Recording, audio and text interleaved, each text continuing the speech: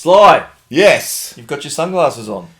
Well, I need to with this bright light. You can finally see it this week. I Yep. can't believe it. Uh-huh. The elephant. He's back. Well, that's because he's got big balls. I'm holding his ass to the screen too. It's not getting better than that. Do you know any gags about trunk calls? Yeah.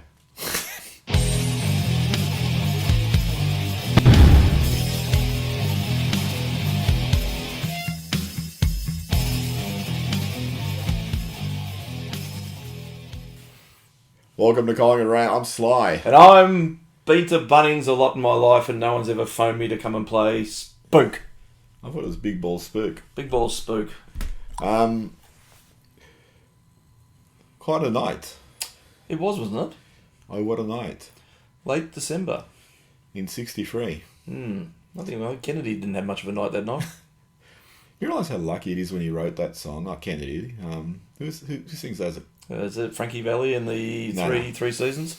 But the next lyric rhymes with the year he sings about. That's fortunate because imagine it didn't rhyme with it. You going anywhere with this? No. Should we move on? Lucky it happened in 1963. That's what I'm saying. That's good. See, we're better than a wiki page.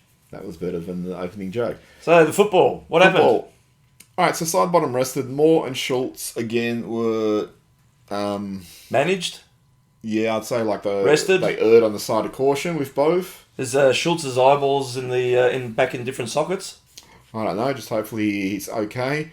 And then Pendlebury is a late exclusion with gastro, and Hill is a late exclusion for personal reasons. So you got half the team out when you throw in the other guys like DeGoey's not playing. I can't remember the others. McStay and a few others. So you got like almost. I don't know, 8 It's or a 9 fair chunk of first 22 Yep. was missing on Saturday night. Yeah. Now, obviously, we knew a few of them weren't going to be missing, but they were dropping like flies. Yeah, and then they brought in Markoff and Hayes. Willie Hayes, Yeah. Oscar Hayes, I don't know. It's actually Hazy Fantasy. Yeah, Hayes in terms of... Oh, sorry, they brought in Parker for the late... Spider-Man? Yeah, Peter Parker and Markov. He was spectacular. But they brought in Hayes. He was on the selections, and a lot of people were surprised that he was selected because his VFL form hasn't been demanding. Well, it's been okay, but he had a really quiet game last week. But do you think that maybe... Well, I thought maybe that Hill they knew was 50-50, so they wanted a small forward to come in as a replacement. I thought that was more because Schultz isn't there. Well, it could be. But the thing is, I suppose if Hill did play, you could then use Hayes as a sub, so you're not really robbing yourself too much. So I don't know whether it was a calculated thing. Because the thing is, once they had to go to the AFL to get Oleg's permission to come in, because they didn't use all the emergencies. Well, Mitch Cleary doesn't know how the AFL allowed that. Didn't he? Yeah. Does Mitch Cleary know much? He just complains. Surely you have to use the free emergencies before you can bring in someone outside the squad. Are they answerable to Mitch Cleary? Is anyone answerable? If the AFL had a set of rules and guidelines that the club had to follow, was one of them that they have to run it through Mitch Cleary first? This guy goes for Geelong, and they constantly have their late inclusions and that. Does he back for Geelong? Yeah, as far as I'm Fucking aware. Geelong do this every week. And they actually had fucking Scott come up in front of the press conferences saying, I don't care about the punters and everyone who's betting on games. We just put the players in we want when we want. Yeah. So, I was going to actually say... Well done, Mitch. I don't even know you doubled down on stupidity. Maybe they should call him Bitch Cleary. Oh, that was my idea. But that'd be defaming, wouldn't it? Bitching Cleary? Or faming him, because he'd be better known as a bitch. Cleary? I don't know, I'm not going there. I don't think many people would. I think Hayes was brought in for his defensive pressure, because you got Schultz out, you have Hill out, and McCreary's obviously going to use more up the ground. Yep. So they're your three leading players of defensive pressure. I actually wouldn't have been opposed for him to bringing in TJ. Hooker. Yeah. And playing him as like a defensive forward, because that's, he's a defender, so that should be his strength. And just saying, look, just defend, just tackle and stuff like that. I mean, my concern with Hayes, he looked like he was out of year 9. He's just... He had pimples too. Yeah, it was just, no offence to him, but he just seems like so small compared to a lot of those players. I saw at the first ball up, he was trying to swap Pokemon cards with the other players. Yeah, so he was actually, I don't know. I'm not sure what justified that selection outside of like small forward because we're going to lose a couple. If that was the only reason, we'll never know. Well, no, you know what we should do? We should just make shit up like the media does. Okay. I heard a rumour. Yep. No, I didn't hear one. Well, they do make up a lot of shit. Yeah, and not as much as they write. Yeah. So, what was your feelings when we lost 2 more players prior to the game? Yeah, it was a bit of a heart starter. I didn't feel as confident as I would because they're such keys. Yeah. You know, Bobby. You know, he was instrumental in that comeback we had against North last year. And the fucking thing with North is, what do North trouble you? They shouldn't. They're the bottom 2 side, but they always seem to play well against us. I don't know. I actually think if we had like a full side, we would have beaten them pretty comfortably. Yeah, well, that's the point. You know, and it was just because we had so many players going out. That was the only reason it was relatively close and felt uncomfortable. History makes you a little bit apprehensive, I think. It's a Collingwood in us. No, I expect to smash teams now. I really, hope that what happened last year motivated them to just say, well, we're not going to let him jump on top of us again. The ruck was a massive concern with Cherry. He smashed both Cameron and Cox. Those first 3 quarters were really, really... Well, Cox helped him a lot. Yeah, really problematic. In regards to that, what would you do with that ruck position? So Cox really seems to be struggling. It is. I think it's going to be a concern in the coming weeks because, as we said last week, if you can't take Frampton out of defence now. He pretty much owns it now. Old big balls down there himself. There's not much room with his balls down there for other big defenders to come in. You've really got to start looking at fast tracking Steen and either Ilero, but neither of them seem to be setting the world on fire at VFL level, so it's a concern. I mean, you're going to have to go with Cox when you need to run 2 rucks for the rest of the year. I mean, I think the interesting thing with Cox... He's almost liability territory at the moment. Oh, he was the first 3 quarters. He's almost, though, the thing with Cox, when he doesn't get continuity, he struggles. He's like he sort of needs to be in there for a little while to get the run of it. I mean, the one thing I really noticed about the game was how many times did he have those glasses off? He had them pushed up to his head. And were they creating glare? Was he not seeing properly? And then if he couldn't wear the glasses because they're corrective glasses. I think he heard the surf was up. But then if he couldn't wear the corrective glasses, then what was he, Well, they're not very corrective when they're on top of your head. But that's the thing I'm saying. It's like, how well was he seeing the game now? That just actually struck me. There was a few times he just had them off, or like had them on top of his head. So... I mean, this is the first time I've seen him do it. It's obviously something unique about that conditions at that shit stadium. At Marvel Shit Stadium. Maybe the lighting was bad and was reflective. Maybe, you said, he was... Off Frampton's big balls. He steamed up off the big balls, yeah. Yeah, just a side question. Would you see Cox above big balls at all? Yeah. It's probably the funniest thing you said in 7 years. It's just an interesting thing. I actually, for the last quarter, I thought he was pretty good in what opportunities he had. But the first 3 quarters, he was a liability. However, having said that, the way defenders, opposition can treat him, drag him, hold him. There was that one on the wing where he was like the guy was holding onto him and dragging him down like a for a pinfall, and it's still. I saw him have a rope around him. He was putting a tent peg in the ground. No, it was blatant. I mean, it just speaks to how bad the umpiring is, but also how selective it is at times. We could dedicate 7 hours to how bad the umpiring is, and that's not just for Collingwood games, it's across the board. Well, I was out on Thursday, so I only got the last quarter of the Bulldogs. Yeah, with big balls? Yeah. I only got the last quarter of the Bulldogs-Cats game, and that last quarter, that's some of the worst umpiring I've ever seen. Shit. Some of the most prejudicial umpiring. And then... who, though? Yeah, it was quite clearly against the Dogs. Did Mitch Cleary have anything to say about it that night? No? Not as far as I'm aware, but we'll contact him, Mitch.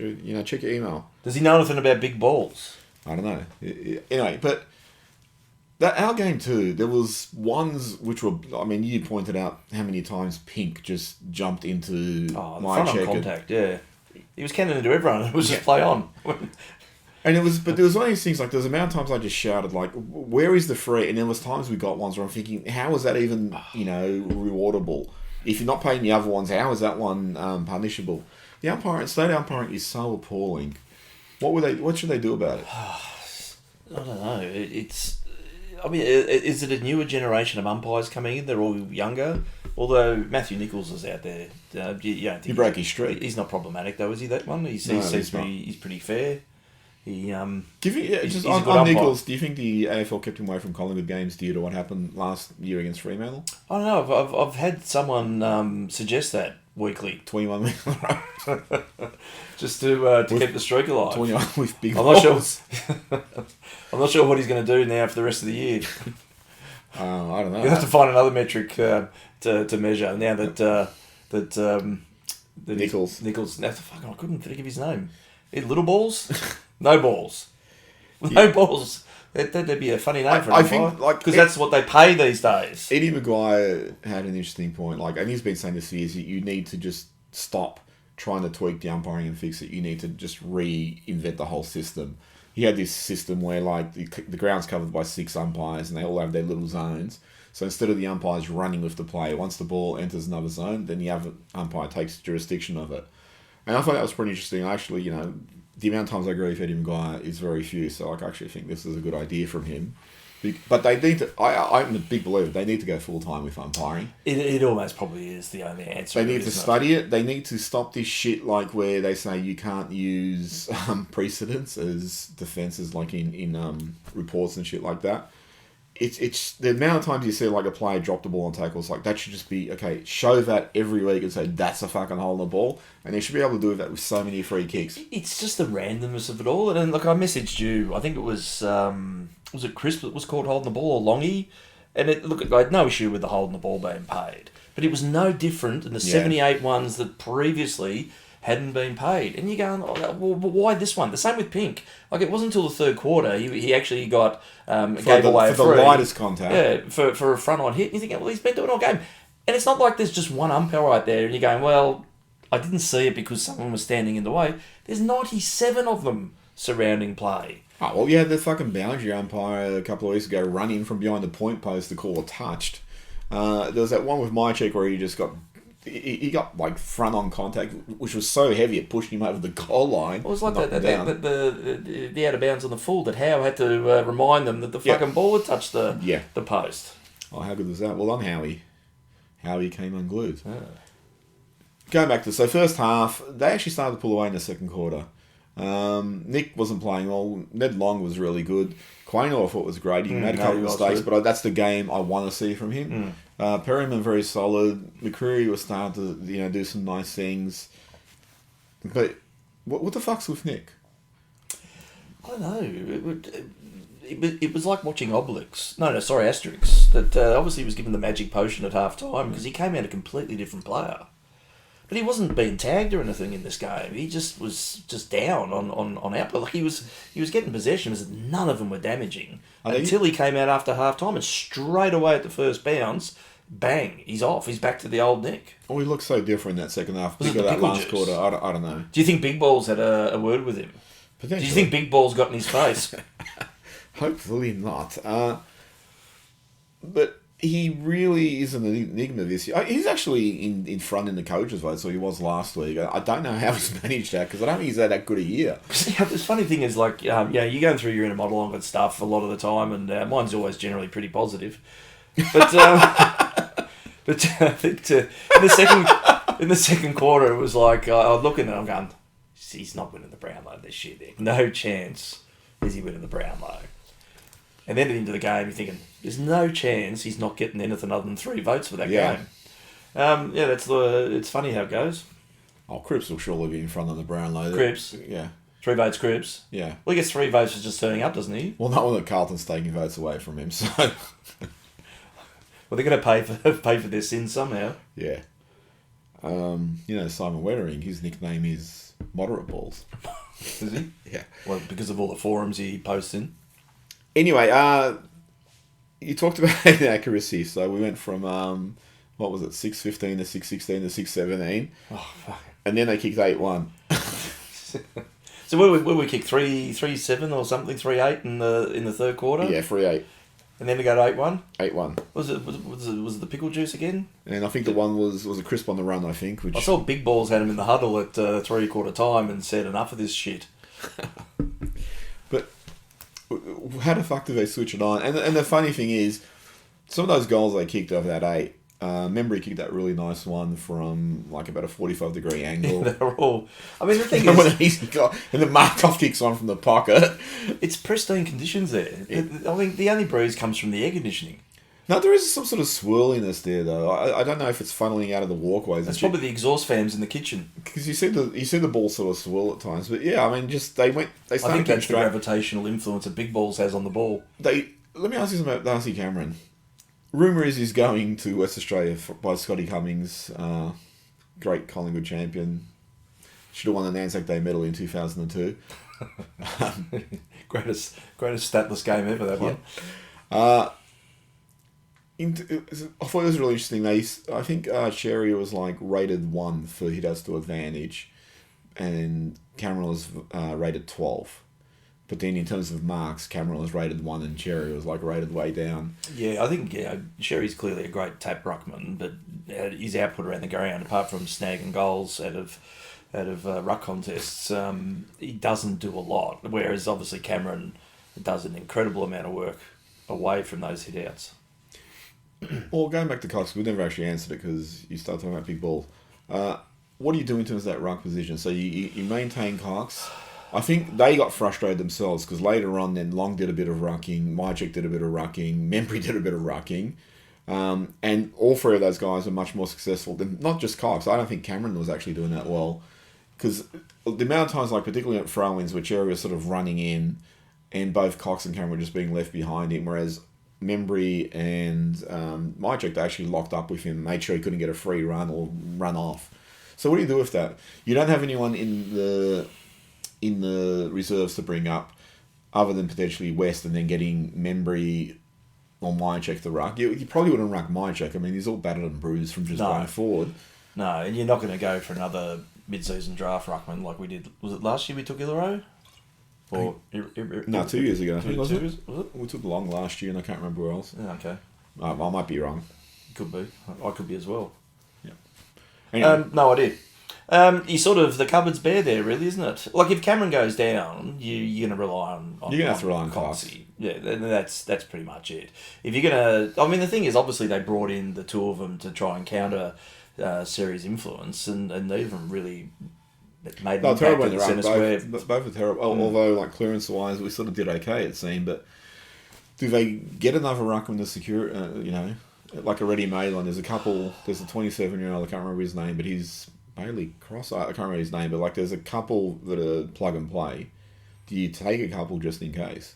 Or one in just in case? Don't know, do you really want 5 ruckmen on your list? Well, Cameron's going to West Australia, according to Cummings, yeah.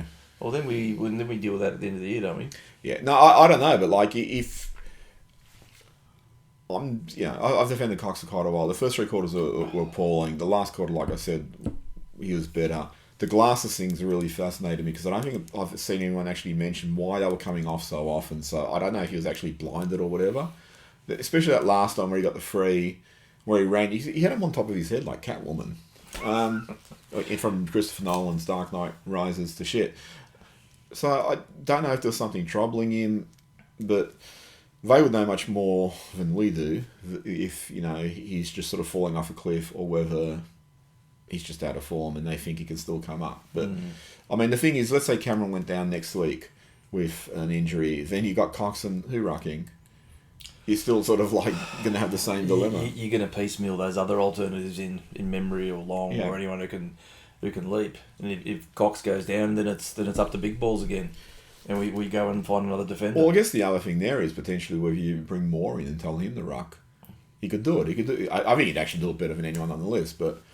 they won't probably stoop to that. No, I wouldn't have thought so. You'd be in absolute desperation mode then. I've said for years, I think he's wasted as a defender. You've had him play in every other position. I think he'd be more beneficial for us either in the ruck or forward line than he is actually as a defender. For a ruck, I always say, like, you look at his dad was a fucking gun, like, brilliant. Not just sort of good, like, he was like Nick Nat and Grundy both hoped they could have... prototype of the modern ruckman. Yeah, he could run, he could leap, he could mark, he could kick goals, he could do it all. He had really good skills, and Darcy, we can see he can do all that. He doesn't really ruck, but we can see he does it as a defender. So I think he'd win a Brownlow there. Do you think Cameron will go to West Australia? Because I found this proposition by Cummings full of shit. And now people are propagating. It's hard to, and the go for home factor is always a thing. But where's he going to go? Freo, West Coast, and Freo's got Darcy and Jackson. And why would you go to West Coast? Well, West Coast aren't going to contend for 5 years, so I don't even know why West Coast. Well, you're going there as a retirement package, surely. If West Coast were actually putting together a war chest to get him, I would, as the AFL, step in and go, well, this administration is not the right administration for this club. This is the sort of thinking that actually got you into the fucking position you're in right now. Yeah, well, they can make that decision after we've gotten Harley Reid and first round pick off of him in exchange for Cameron. Yeah. Look, I'd seriously, he's 30 years old, 30, I don't think he turns 31 this year. If we win the flag at the end of the year, I'd drive him to the airport if we got a really good offer back. Yeah, but I mean, it's if he actually wants to go. But that's only if he wants to go. Yeah. I wouldn't get rid of him for the point I'm looking at. I can't see him wanting to go. No. And also, I look at it from the point of view, it's like the Gary Ablett thing where he went to fucking Gold Coast. Okay, you got more money while you're at Gold Coast, but if you're a one-club player at Geelong, surely in retirement, that club's going to take care of you with promotional shit. You know, you're going to have speaking engagements, you're going to come to their functions and all that sort of stuff. And that's the same with Cameron. He could be known as a Collingwood legend, or he could be known as a Collingwood premiership player who fucking ended up dwindled at West Coast. Well, I mean, there's a fair chance he'll be All-Australian this year. He's a premiership ruckman. He's in really good form. Surely even you, at the end of your career in 2-3 years' time, those two clubs over there when he goes back to WA, you'll be tapping him on the shoulder, give him a job in some sort of capacity as ruck coach or something. Yeah. So you're not like you're shooting yourself in the foot by saying no. Or I never understand the avarice in AFL. It's not like I'm making 50 grand in my job and then someone offers me 400. That's a massive jump for me. I'd go. These guys are making 6, 7, 800,000 and someone's going, well, here's another 400,000. It's a lot still, but fuck, you're making a lot. And there's still opportunities to be had from this career. So that's why I find it really funny. Anyway, let's go back to the game. So, tight-ish tussle. Looked like they were getting on top of us in the second quarter. They went away for 9-point lead. Concerns there? I was 50-50 about how this was going to pan out. I thought they might. And look, and it's simply because of all the outs. Maynard going out in the first couple of minutes was far from ideal. We had to activate the sub in the first 10 minutes of the first quarter or whatever it was. You sort of then, you've got nothing to fall back on if somebody else went down. You start running those scenarios. You're thinking, look, you're obviously hard up against it with the outs from earlier on in the day as well. Yeah, losing it from here wouldn't be almost unexpected. But they dug. It's like they absorbed what North had to throw at them, and they found a way to win. Well, you go to the third quarter, because I don't think it's an accurate. The margin's not an accurate reflection. So we dominated that quarter. North kicked 2-2, so they were at 8-8, which is 56, right? Yeah. And we kicked the 3-8. So if we kicked accurately, could have killed the game there. And went to 7-17, which is 59. So we're 3 points up, but we actually dominated a lot of the play. And in the last quarter, that's where we started kicking straight. Nick Dacos had that freakish last quarter, so we have no idea what the hell's going on. We had 18 possessions the last quarter. 17, so yeah, 28 across the second half. Yeah, so just amazing last quarter. Ned Long, geez, I wish I said we should have gotten him last year at the start of the season. He's looking like an absolute revelation. We could have had like a back-to-backs. You reckon? Yeah. And big balls would have been in defence too. Oh, that's the other thing. Yeah. We talked about that last week. But Long is exactly what that midfield needs. Because the amount of times like he sort of ducks his head and turns around and they try and grab him and he just sort of charges through. And a lot of time, the thing I really like, a lot of time when he gets the ball, he does this little arc back into traffic, which is going against the flow, and so he totally sort of cuts open the zones. He also takes things on and bursts through. He's like a bull. Yeah. And there's times also too that you see long cocks and big balls in the same vicinity, and right behind them I saw Kane Corns. No. And that's Biology 101. Yeah, he's on this running list. Yeah, Long, I mean, I hope he can play out the season because he's still young in terms of games. I don't think he looks like he's slowing though, does he? Oh, it's round 11. We've got a bye coming up in a couple of weeks. That's his time off. That's all he needs. Yeah. But I mean, still as a young player, I hope he's as effective because he's so. But he's been in the system a number of years though. He was with Hawthorn for what? Oh well, he 2 years. Yeah. You must have a level of fitness that's greater than just a young bloke coming in now. Yeah, you'd have it more. Like Hayes. But playing, a full season of midfield, you think I don't know what some players must have a natural tank, so I don't know what his is like. Ed Allen. Yeah, you don't like him much, do you? It's the venomous messaging. Oh, it's unbelievable. I couldn't even read it to the kids. It was so foul. No, look, as I said last week, and really did think it this week, we were playing his percentages of good and bad. It was good, the bad, and the ugly at times, but he really worked into the game in the second half. And I think we talked about, I think you and Johnny talked about it as well, is that there's clearly a divide between his attacking game and his defensive game at the moment. Like when he's on the push, he looks unstoppable. And really links up well, gets involved. Defensively, he's still cocking up, but he's only played a handful of games. I think it still has opportunities to learn from your mistakes. And he qualifies, he could get like a Norwich Rising Star nom this week. Because he's young enough. Yeah, that's what I imagine. No, look, he did that beautiful tackle in the opening minutes, drag the save the goal. Yeah. And then there were 2-0 handballs that he did later on. It's like, well, you could have just kicked that yourself. I hate seeing those from any player. He did a nice pass later on. I can't remember who it was to. And that's what it was like. It was like, and at times he was not attacking a contest the way I would have wanted him to. But again, we talked about McCreary a few weeks ago. Is like maybe a lot of players now are hesitant because they're worried they're going to, you saw Alex Pearce against Port for a collision, and he'll probably go for 3 weeks for what was just him running to the ball and colliding with an opponent. So maybe that's in the back of players' heads. I think some of it too is also the fear of fucking up. That it's so hard to get into a side that you don't want to make any blatantly really bad, consistently bad errors because you're in fear of getting dropped, and then you've got to work hard to get back in again. So whether they just err on the side of caution, being young, maybe that's the way to do it, or the way he's chosen to do it, or currently doing it. There's some of the stuff he did in the last quarter, like there was that bit out of half back where he just charged down the wing and like he disposed of the ball, he called for it back. That's like what I really like to see his players taking it on. But yeah, we're all running hot then too, so it's easy to run hot when the whole side's running hot. Maybe we should sell Patrick Lipinski for that. Is he playing? What do you do with Patrick Lipinski? I can't believe people... Look, I have no problem if he plays well and he earns his spot, runs his spot. I think he's had a real average year, and average to below average. He's playing his role, though. With his role, he's running around doing nothing, and he is playing his role. He's playing his role. I would rather they persevered with Allen rather than Lipinski, because next week he's probably going to have Pendle's side bottom coming back, potentially Schultz and more. That's 4 players. So who are you going to drop? Sullivan will go. Hayes will go. Yep. And then you start looking at like, all right, big balls won't be going. Does Markov go, or do you keep him in now that Maynard's out? Yeah, it's a good point, because I mean, so Maynard apparently snapped his plantar fasciata or something, and they did say it's been troubling him all year. And snapping it's actually probably the best way to fix it. I think Doc Larkin said it. If it's a clean snap, he can be back on the park within 2 weeks.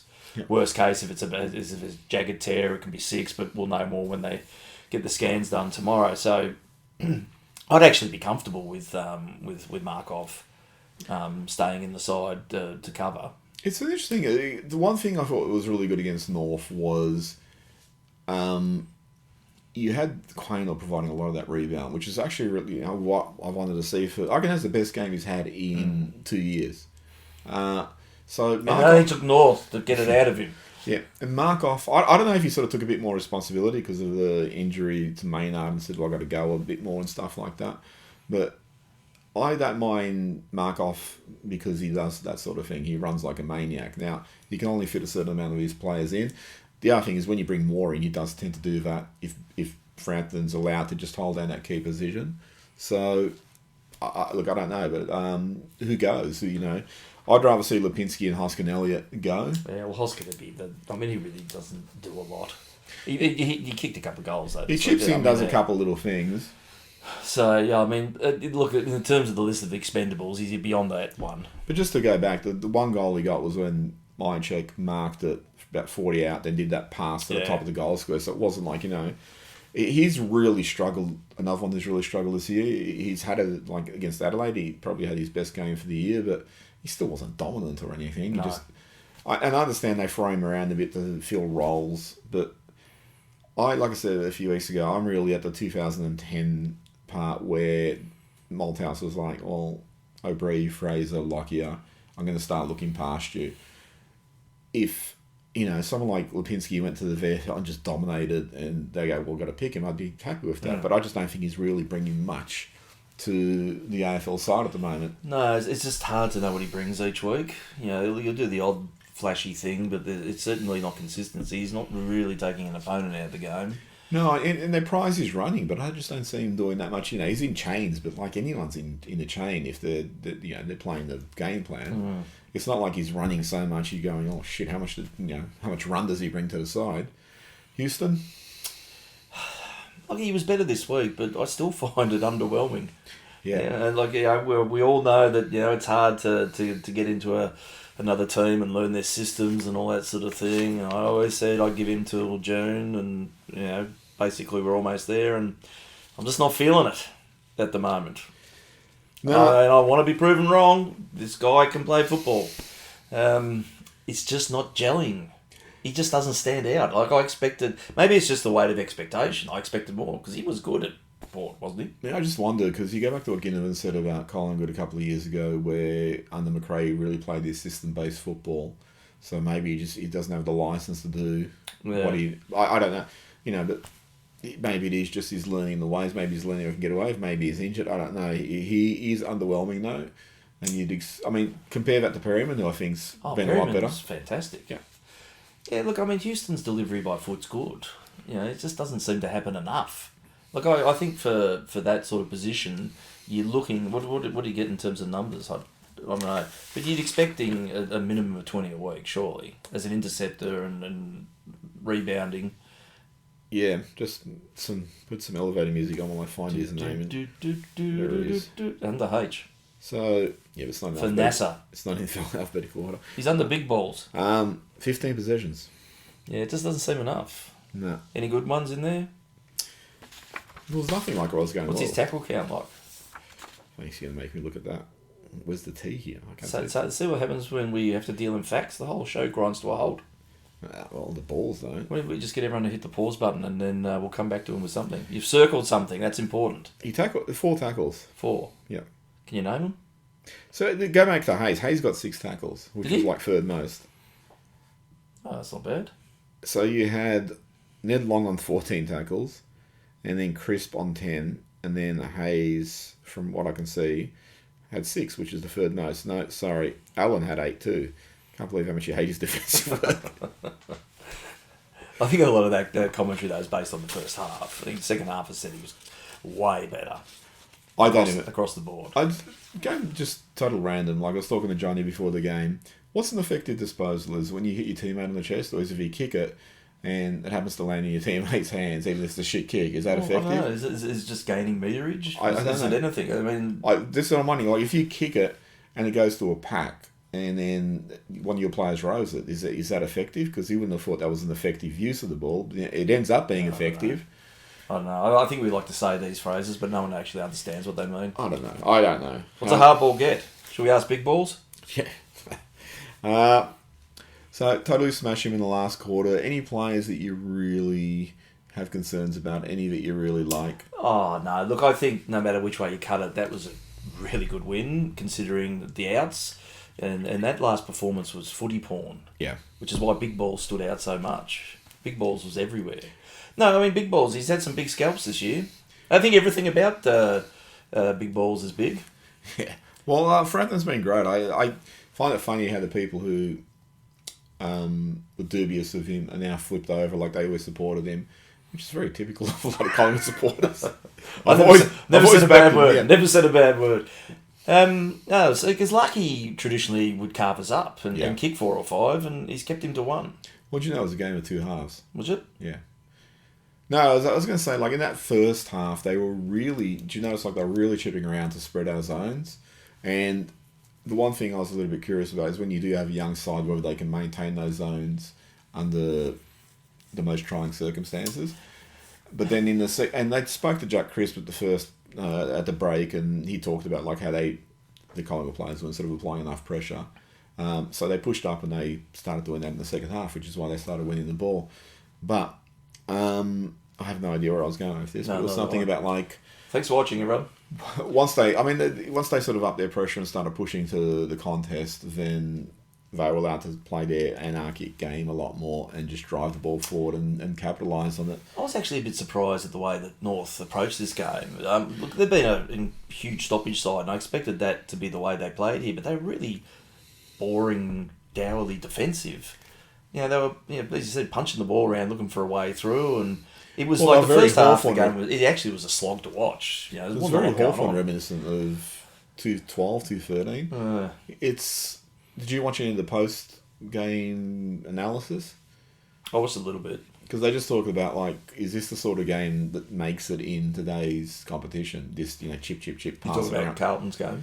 No, I talked about today's competition. That's any competition, but. They were talking about, like, effectively they were sort of saying that, is Clarkson playing this fucking game plan from 2013, which is not working anymore. Clarkson, interestingly, when he was at Hawthorn, he didn't prize contested possession. It was like what you do with the ball when you have it. And if you actually look at our stats, they got more contested possessions, but we obviously used it better. And the last 3 weeks, we've actually lost a lot of the metrics, but still won the games. So we find ways to win. But just North, the way they play, I mean... how do you put this diplomatically? They're a drain on resources in the AFL, and the sooner the AFL gets rid of them, the better. No one will notice, will they? No. They had 6 supporters there. No, 3 of them were cardboard cutouts. No, this is one thing I had about the AFL. I wrote this piece. Just one thing? No, I had a lot of things, but this is one of the major things. Is the AFL's model is... All right, Collingwood, you're successful, you're well run. Let's drag you down to the shit run clubs. That's socialism to a T. And this is what the model is. It's like, hey, let's just if you have success, we've got to drag you back down into shit, and we've got to compromise you as much as possible. And meanwhile, if you're inept, like North Melbourne is, and like Melbourne were before them, and Carlton, then we'll just pump you full of young players, more and more and more. You know what, maybe you should try and pump those clubs full of... Maybe you should pump them full of good administrators rather than fucking more young talent. Well, you're saying there's something wrong with Sonia Hood? She was like Nostradamus with her predictions this weekend. Yeah, look, I don't know what North's administration is now, but they've had like about 5 coaches in 5 years. They're proven to have... How much did they fuck up? They... Brad Scott left. I think they had Reece Shaw, then John Noble. They had some interim coaches in there. They went through that... Remember when they paid that Jared Pollock tons to get him down from Port Adelaide? Like he was going to be the answer to their problems. Then didn't they cut all their senior players? And then it's like, what the fuck's the model of this club? And it's ridiculous that instead of addressing that they're not well run or haven't been well run, they might be brilliantly run now. I have no idea. But it's just like they just pump more young players into that. The analogy I used, if you have children, they go to university, they graduate at the top of their class, and they come home and say, Dad, I'm going to take the worst post possible. What would you say? You go to North Melbourne. Yeah, well, that's pretty much it. So I'm not saying they should, these draftees should go to the best post, but it's just I find it a ridiculous model that you drag down good clubs and fuck them up so they can so you can try and keep this quality, which is a total facade anyway, because in the last 24 years... Brisbane's won 4 flags, Hawthorn's won 4, Geelong's won 4. That's 12 of the 24 flags won by 3 clubs. And then Collingwood's won 2, Richmond's won 3, Sydney's won 2. So you haven't actually equalised the competition at all. It is still a really unequal competition, which has proven that when a club is up and about and doing well, they will contend and win flags in clubs, which is what's always fucking happened. Mm. So what have you actually equalised? Alright, that's my fucking rant. Any final thoughts about this game? No, it ended up being incredibly enjoyable. I mean, did you see that coming at 3/4 time? No. I thought when we got to about 4 goals up before, okay, just keep it here. And just please don't let them get another 2 goals and make it like a fucking 8 points for the last 7 minutes where you're diving on the ball to try and lock it in and all that sort of stuff. That's what I really thought was going to happen. So for them to push away and to actually break North Melbourne, you could see North Melbourne just I said to the boys, they kept cutting to those shots of Clarkson in the box. He looked shattered, like absolutely shocked. Yeah. Like he thought, clearly they thought at 3/4 time, Not a chance. We're a chance. We're in this still. We can run over them. Look at them out there. It's their under 12 side they're playing, and they just didn't fire a shot. We kept them scoreless up until Zerha got that mark, and that was it. I think they kicked 1-1 or something for the whole quarter. Yeah. Absolutely broke them. They won't come back and play us again. Surely next year they'll request a bye when they get the draw against us. Yeah. Look. It reminds me of the Simpsons episode where Lisa breaks Ralph Wiggum's heart, and then Bart's pausing because you can see you slow it down. You see the exact moment you broke his heart. Yeah, so that's what North Melbourne reminds me. I think Sonia Hood had a card with Clarkson that had "I choose you." That was the contract that he had to sign. Well, I hear when she contacts him, she's got a picture of him in her office, and the eyes start flashing. He does look like a Thunderbird puppet. He also looks a Thunderbird puppet. Kane Corns. He was there doing this. He's going, make a move. Assistance. Like that Great Day Generations skit when they were doing that. What do you make of Kane Corns? Is also a Thunderbird puppet. What do I make of him? Yeah, I can make a hat. I can make a proctologist rich. There's clubs refusing to deal with him now. Oh yeah, the Bevo thing. Yeah, but they've got bad blood between them. I think Bevo's well within his rights to refuse an interview. He doesn't have to talk to the Gorm, does he? Oh, look, I've said it before. I love... All right, go back to actually journalism. A lot of these idiots like Corns and John Ralph, they can just say whatever. And they can make up like, oh, well, Matt Rowell's going to be leaving the Gold Coast. And Gold Coast aren't going to come out and address that because they're not going to engage. And Rowell's not going to come out and address that because he's not going to engage. So... if it doesn't work out, it'll just be like, oh, well, he decided to stay. No one ever pushes back against these idiots. They can just say whatever the fuck they want. They can always fall back on, I have a source. Someone to the club or someone close to this player at the club told me. No one ever pushes back. So when you actually see any football president, administrator, player, coach, whatever, push back against these people, I'm fucking all for it. Yeah. I mean, the thing is, they're an unfortunate evil, the media, because they're just part of the entertainment package. But... in the case of people like Corns who just take it too far, if you're going to play with fire, you're going to prepare to be burnt. And he got burnt pretty badly by Bevo the other night. And there's a puppet and I don't think that's that. Now that he's sitting there on Channel 7 holding something long and with a bulbous head on it in front of his mouth endlessly during the game, that's going to happen more often. I think that's their silent protest for some coaches. Because how many actually a few clubs banned him, haven't they? Yeah, that's what I said. Like a few clubs refuse to deal with him, and I'm not saying all journalists because like someone like Jay Clark, I don't find like that. There's some of these journalists just report on the football, just report on the on the games and that. But there's a lot of them just muckrake. I like the ones that have the little press sign in their hat. So I found that pretty funny. And Corns, going back to the football shows, fuck that agenda setters. That's riveting viewing, isn't it? So I really don't watch that video. I watched the I can't even remember the name of the one that follows the game on Fox Footy. Yeah. Supervisors the bounce stats ones? or something. I actually don't mind the bounce. It's a good little Friday night entertainment. And they look a little bit like a hypocrite. It's just light entertainment. But the analysis one, whatever the one is that's after the games is okay.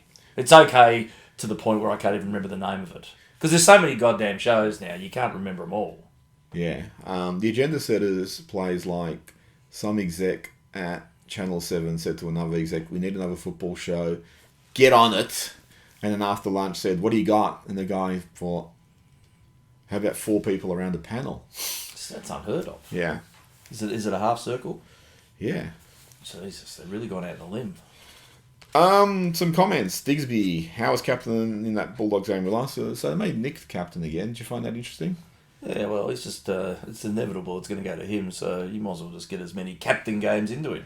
I thought you would have given it the big balls. Digsby also said Hoskin Elliott... No one gives it the big balls. Hoskin Elliott was actually great against Adelaide. Was he?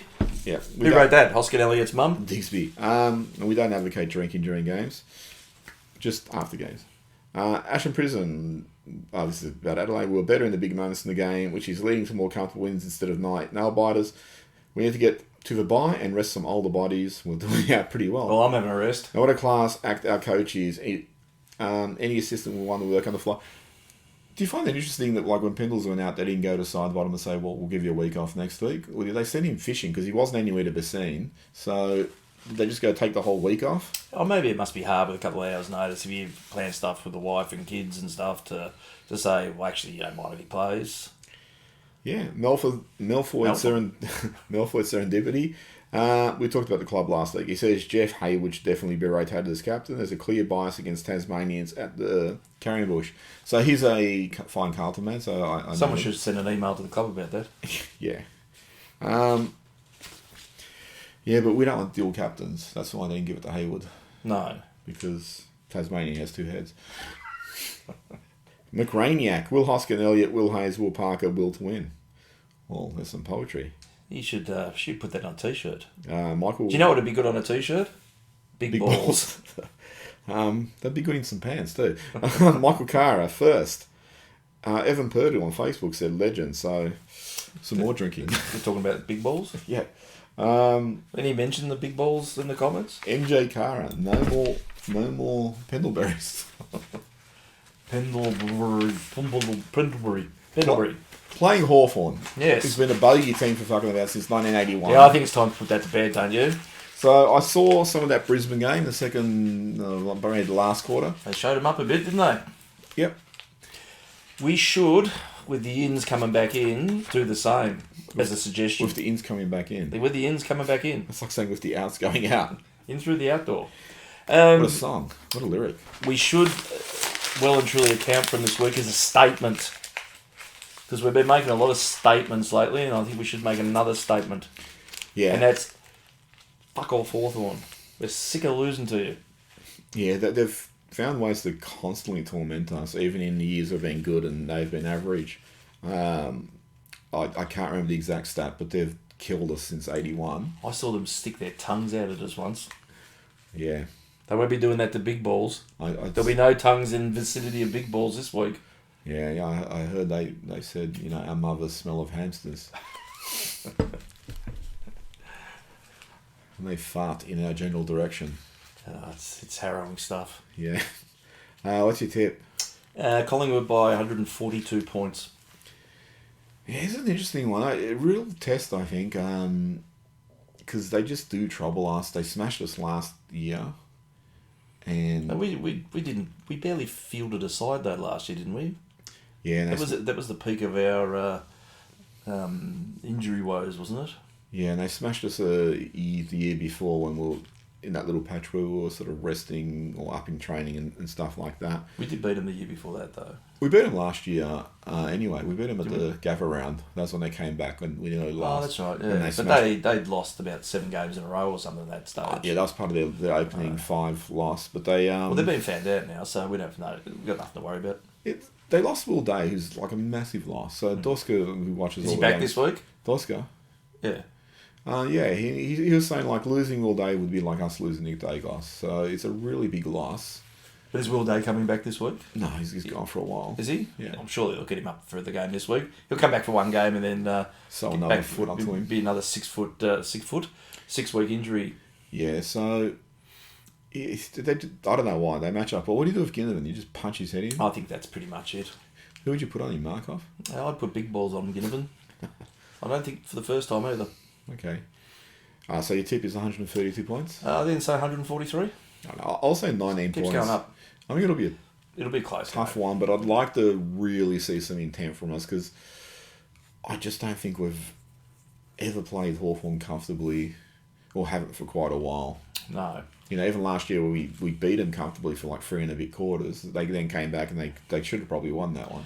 They'll be fired after losing to Brisbane. They put in a pretty poor performance. I think, I tipped Hawthorn to win. I think most people probably thought they would because Brisbane's been a bit patchy, but Brisbane looked good against them. Maybe Hawthorn made them look good. Do you think Hawthorn could make us look good this week? I think the big issue for Hawthorn there was that Brisbane lost to Melbourne a week before, so it was like a big, fucking day. What do you do? What are you doing? Brisbane never win at the G. It was also what's their coach's name? Fagan? Fagan, yeah. His 200th game as coach. It's Yeah. 200 or was 250th? Was it? I don't know.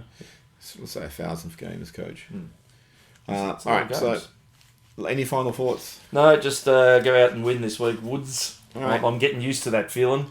Yeah, I agree. So subscribe, like, comment, follow, share. Share big balls. Yeah, and we will be back next week. Ooh. I'm doing this for big balls. Ooh. Later. See ya.